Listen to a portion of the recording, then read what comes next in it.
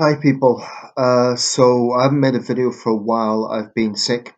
I don't often get sick, but I have been sick, and in those circumstances, you just don't have the motivation or energy to do a lot. And so I had a number of things I wanted to talk about, or I felt could be video topics, but I wanted to wait to get over that before doing them. I'm not 100% over it, but probably 90% there. So the G20 is the big one that I'm going to be talking about in this video. It's been a busy news week. There's been two huge natural disasters, of course, in North Africa. First of all, there was earthquake in Morocco, and then just as the aid was coming in there, we got the news about those terrible floods in Libya. Um, Brought about by Storm Daniel. Now it seems that initially they were talking about 100 people died. Now at least 2,000, possibly 10,000 missing. It's very clear this is a major, major disaster. So you have two countries within the same region hit by two big natural disasters at once. So um, that's going to present an unprecedented, maybe not unprecedented, but certainly a very challenging situation, and particularly in the case of Libya with the ongoing state of civil war in the country, or civil strife, I should say, if not full blown civil war. So it's a very difficult situation. And it does seem to be that it's always the people who are hit hardest who are hit by these things. That seems to be the situation, unfortunately. Um, but the G20, that's a big thing here. It's been called a success. It usually always is by, certainly by its hosts. But clearly there's a lot of anger in Kiev about what's happened, and I don't blame them. I absolutely don't blame them. I think that they've every right to feel frustrated and feel let down by the way things have panned out. Now, in any G20 summit, there's going to be a lot of issues going on, and they say that it's not the big meetings where progress is made, but on the sidelines. Um, Now, for Britain and India, India was, of course, the host nation. There was side talk, so to speak, about our free trade agreement. Apparently, 19 out of 26 chapters have been completed, and both Sunak and Modi want this to be done. For the Indians, they want a situation whereby Indian students who come here can have their 2 year period extended. As it stands, there's actually cabinet members, including Suella Braverman, who want to reduce that to 6 months. In other words, when a student graduates, they've got a 2 year period where they can, as I understand it, work. Now, I personally think that provided these students, are not breaking the law, provided that they are doing something productive, I don't really think we should be too dogmatic about that. I think that's something we probably could negotiate on.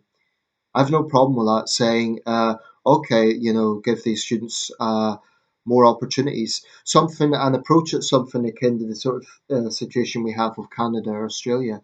I think that's reasonable, and I think that maybe we can negotiate on that. So I think, I think for Suella Braverman especially, because her big thing is bringing down overall immigration numbers, but I think there needs to be some leeway when it comes to this. Having said that, it should not be a case of simply giving India what it wants without any sort of consideration of our requirements. Just looking at some of the details here, I mean, there's a lot of different information about this summit. As many as 50,000 Indians are granted skilled work visas by the UK annually. India is pushing for a social security agreement similar to deals Britain have signed with Canada, France, and Australia. Under such a deal, Indian workers could be exempted from social security contributions, providing they continue to make payments to India. We would very much like to see that when Indians come to work for 3 or 4 years for whichever company, Indian, British, or international, their contributions to their pension pots, etc., are portable in some way back to India.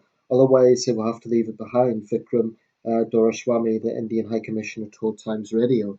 Now, for the British point of view, the British side wants to make it so that basically we can have a free trade agreement with India, give more opportunities to British companies. It's a sort of situation I think we probably could negotiate on. This is not something that should be. either side should be too dogmatic about. But that's between Britain and India. The way the Indian media has been handling once again Sunak's trip over there has been very much like one report said India's son-in-law misses photo op or something to that effect. It's very much every time that Rishi Sunak is discussed in Indian news, it's always with the caveat of his Indian heritage. But the thing is, Rishi Sunak is Prime Minister of the United Kingdom. He's a British citizen. He was born in Southampton, Hampshire, England. I mean, this is not to say that, the connections are relevant. He is of Indian descent. He is the first British Asian Prime Minister. He's the first British Hindu Prime Minister. But he is British Prime Minister. He's not Indian Prime Minister. Um, so, that's something I would respectfully say that those Indian commentators should remember when they're talking about this in a sort of prism of, well, Sunak, he is fundamentally interested in serving British interests because he has an election coming up. That's what any British Prime Minister would do. Some do a better job than others. That's what he's going to do. Um, And just for the record, if Sunak gets kicked out of office in the next general election, it will have nothing to do with him being Indian. It will be because a lot of people are tired of the Tories, the party that he represents. But anyway, that's beside the point. I mean, Liz Truss didn't even get to a G20 summit, from what I recall. Of course, events were exceptional in her time in office. The Queen had died, and they were an exceptional series of events. But I want to focus on the utter failure of this G20 to stand up to Russia. Now, um, in the end, it was sort of a statement calling for peace in Ukraine, and lots of leaders, including Olaf Scholz, was praising the Indians for diplomacy. Was it, though? Was it? I think this is a failure of diplomacy. Of course, it's collective leadership, but I frankly think it's a failure of Indian democracy to stand up to a tyranny that's brutalizing a smaller country. I think the whole Indian approach to the war in Ukraine has been lamentable. I don't think you can take a position of neutrality when one side is clearly doing the aggression. Yes, recently there's been drone attacks in Russia, but notably they've all been at military targets. And you know what? About time. Why shouldn't the Ukrainians hit back? Contrast that with the deliberate evil targeting of Ukrainian civilian sites, a blood bank, hospitals, theatres, schools. That shows the callousness of the Putin regime. And I think India sitting on the fence is a complete and utter failure of leadership. And I mean, the reasons are obvious. India and Russia have close to trade links, but I don't think India can be trusted on this. I mean, you expect it from China, you expect it from countries that are pro Russia, right? India is sort of adopting this position of neutrality and saying, well, this is diplomacy. But I am of the school of thought that if you take neutrality in situations of injustice, you are siding with the oppressor. That's what India's doing. I mean, Ukraine wasn't even invited to this. Um, and they've changed the wording from the war against Ukraine to the war in Ukraine. I mean, it's an insult. Just looking at the Metro report on this, India claimed success as it hosted the G20 summit of the world's biggest economies, but sparked fury in Ukraine after negotiating a joint statement over the war that did not even name Russia as the aggressor. Now, this is just perverse. Um, Lavrov was in attendance, Putin was not. India is not actually a member of the International Criminal Court, apparently, so I don't think they would have arrested Putin had he been there, but I think it would have been a very tense summit had Putin turned up. There was also some talk about the absence of Xi Jinping.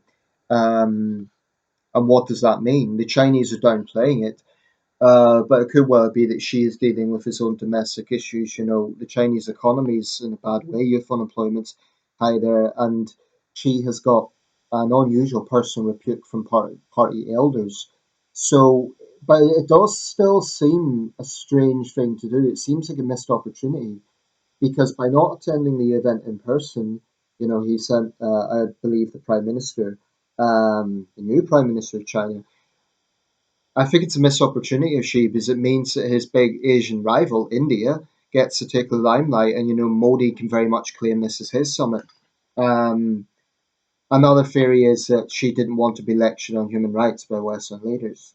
Um, there was one scene where Lavrov almost tripped over, which pretty much shows the way things have gone for Russia recently.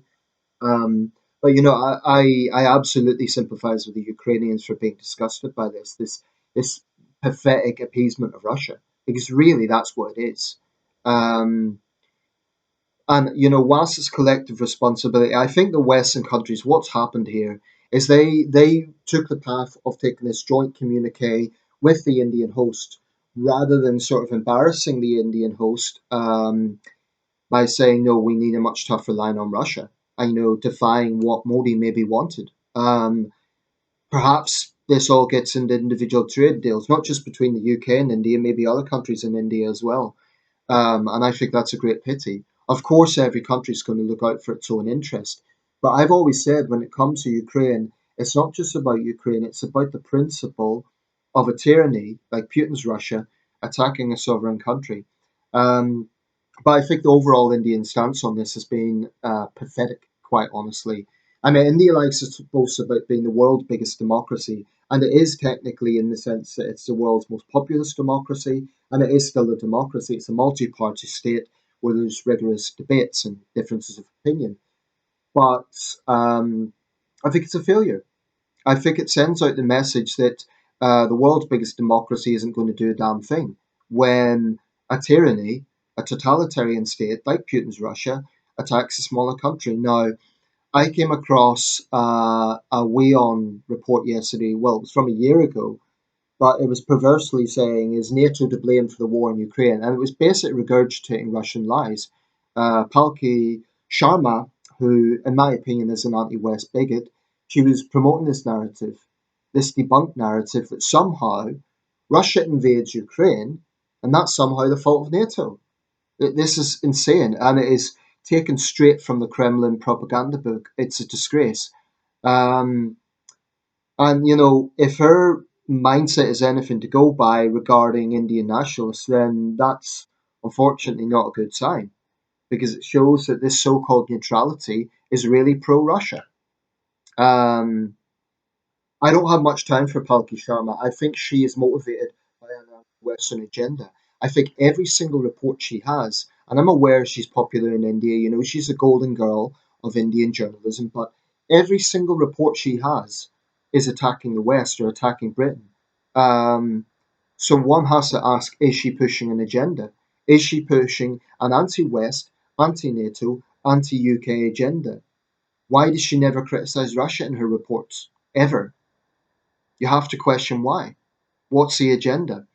Um, and yeah, I was disgusted by the reports. This is the sort of propagandizing that Russia enjoys. From those who are, if it's not a case of being frightened to stand up to it, it's a case of not having the willpower to. I just hope that Ukraine remembers this, and I hope Ukraine remembers the countries that stood on the fence. So, obviously India is a much more powerful country than Ukraine, but maybe in the future, let's say Indian students want to study in Ukraine or they want some trade deals with Ukraine, I think Ukraine should give them the cold shoulder and say, well, wait a second, you appeased Russia in our darkest hours. You appeased Russia when they were raining bombs down on our civilians, when they were brutalizing our people. You spread lies for Russia. So I don't think there's anything to celebrate about this G20. Now, perhaps the same thing could be said of every G20.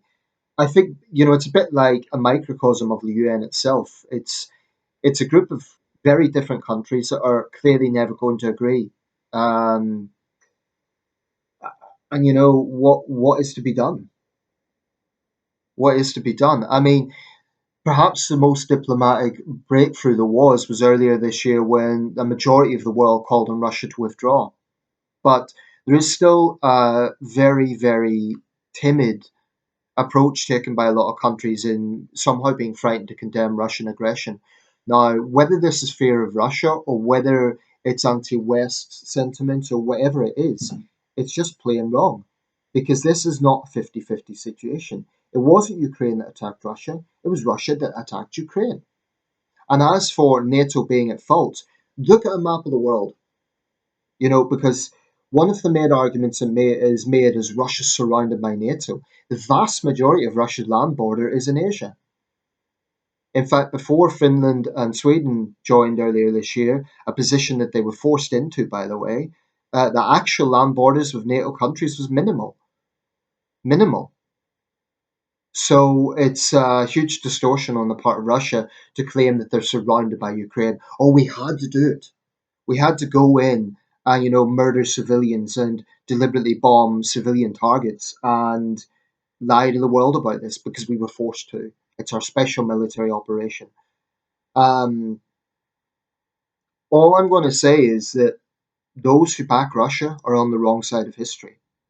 And these courageous Ukrainian people who have been defying this for over a year, they deserve better than this. They really did. I mean, the courage is incredible, and they're not going to give up. But it can't be great for morale to see this, to see some of the most powerful countries in the world in a unilateral meeting come up with hot air, basically. And yes, it's a collective thing, and yes, Western countries are pushing for more condemnation of Russia, but Western countries still, I think, given a choice of, well, will we go along with the host instead of putting Mr. Modi on the spot, or will we you know, dig our heels in here and say, no, Russia needs to be isolated. They unfortunately chose to, pander to the host. I don't think Modi should have got so much ground, to save him face. Why? I mean, India's leadership on this has been utterly failing. Um, you cannot take a neutral position and say that's diplomacy, not when one side is so clearly the aggressor. Like I say, the drone attacks in Russia recently have all been aimed at military targets, whereas all the attacks in Ukraine virtually have been aimed at civilian targets, or at least a very big proportion of them have. What Russia's doing in Ukraine is evil, and I think the anti-NATO narrative is a distraction. It's a distraction by people who don't want to admit the truth that Russia is the aggressor in this war, or by people who have an anti-NATO agenda and they don't really care what the truth is, as long as it means, condemning NATO. So I think the whole thing is, I really don't blame the Ukrainians for being disgusted by it. Um, I will say this, in the future, if India finds itself in difficulty, um, if there's some border war with China or there's a conflict with Pakistan, India shouldn't, demand the West's support when they've been so useless in supporting Ukraine. Or even if it's not a case of, I'm not saying they should send weapons to Ukraine or anything like that. All they need to do is condemn Russian aggression. That's it. It's not a question if they don't need to send weapons to Ukraine. They don't even need to say we support Ukraine. Just condemn very obvious Russian aggression against civilians. Delhi can't even bring itself to do that. Why not? It's disgraceful.